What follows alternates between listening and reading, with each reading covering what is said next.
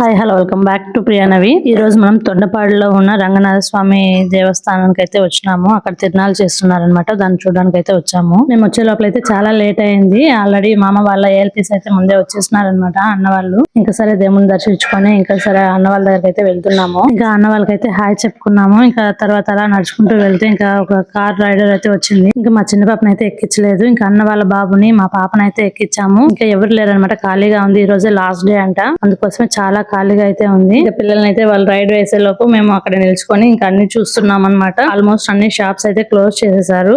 ఎక్కడో ఒకటి రెండు అట్లా పెట్టున్నారనమాట.